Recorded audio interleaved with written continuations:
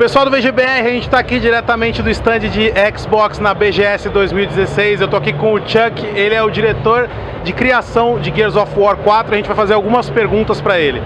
So Chuck, first of all, thank you for receiving us here and answering some questions. Tell us a little bit about the setting of Gears of War 4. Yeah, the setting of Gears of War is 25 years after the events of Gears of War 3 on the planet of Sera. So there's been no war for 25 years. And really what's happening is you're playing with as JD Fenix, the son of Marcus Fenix, and his two friends, Del and Kate, and you're discovering this new enemy, the Swarm, at the same time that they are. So it's really an emergence day for a new enemy on Sera.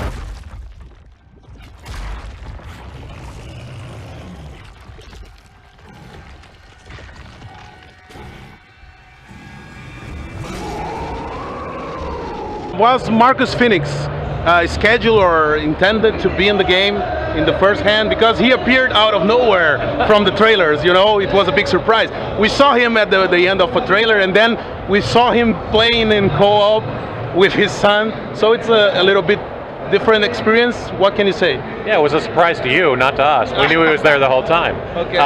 Yeah, it was really interesting for us and important for us to have a connection to the past, right? Okay. Because there's been all these Gears of War games that people love, and they love Marcus, and it was important for us to bring him back in a way that was different, but still meaningful to the experience. So you don't play as Marcus, you can play as Marcus in multiplayer or Horde, or in versus mode, but you can't play him in the campaign. And the reason why we did that is because now you get to have a different perspective on Marcus, because he's not the player this time.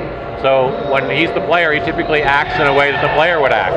So he'll ask questions or he'll behave the way the player is, because the player wants to know things that the character doesn't know, right? So now that he's an AI character, you get a perspective on him that you had before. So you get to learn things about Marcus, the way he talks to JD, the way he deals with JD, and you learn a lot about the relationship over the course of the campaign. I think people are going to be they're going to really enjoy playing through the campaign because it mixes the old with the new, and I think there are a lot of great surprises in there. Okay. Do you have any hints on how long the campaign should take? Yeah, it all depends on what kind of player you are. I'd say the campaign is about 10 hours for an average player, but again, that depends on your skill level and what difficulty you play it on.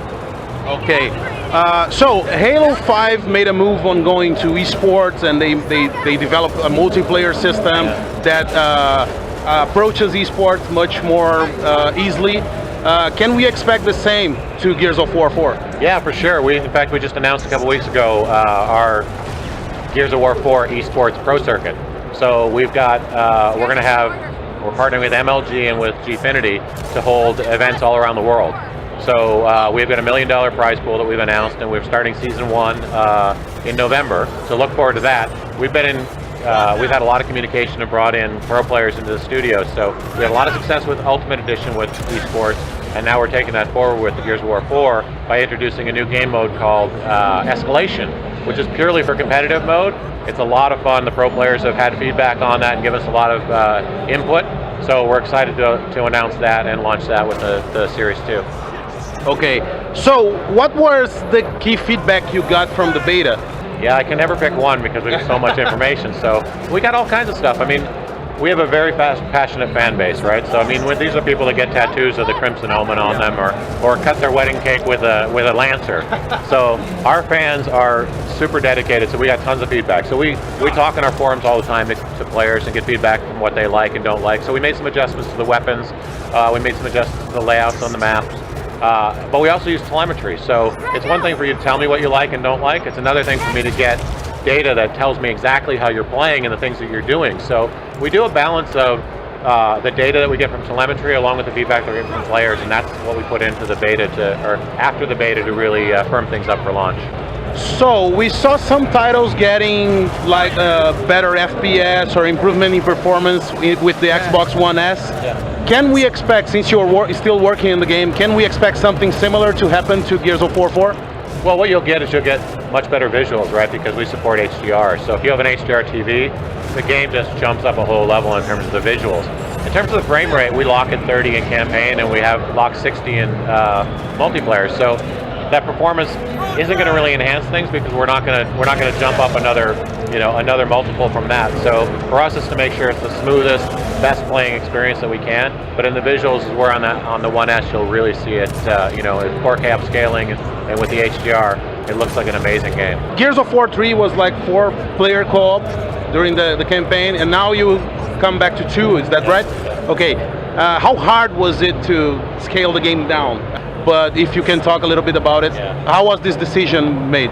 Yeah, it was an easy decision for us. I mean, first of all, co-op is, we always say co-op is the cake, not the icing. So when we're designing, we think about co-op in everything that we do. So you'll see that in some of the enemies, like the Pouncer or the Guardian, they're co-op enemies. They're meant to be played by 2 people. That's the best way to take them down. In terms of the things that you can do, whether they're weapons or split path, things like that, co-op is always for front of mind. When you add 4 players into that, it becomes much more difficult because when you're talking about the narrative aspect of the campaign, things like that, you kind of want as a player to not be just another character in the experience. You want to be a meaningful part of that. So with 2 characters, 2 players split screen, both players get to have an equal involvement in what's going on. And what's new to Gears this time is when you play co-op, you can now choose to play as either Del or as Kate, as the partner to JD. And when you do that, you get a slightly different experience as you play through the game. So those are the things that we thought were important to make the richest, best, most compelling experience. It's best as a 2-player experience. It doesn't mean in the future we want to expand back to 4-player, but for us, as a first kick at the can with Gears of War, it was important to keep things in a place that were manageable for us so that we can make the very best game that we could. Okay, so man, thanks for your time, thanks for the interview. E é isso aí, galera. Para mais novidades de Gears of War 4 e Xbox, continua ligado na cobertura da vgBR na BGS 2016. Valeu!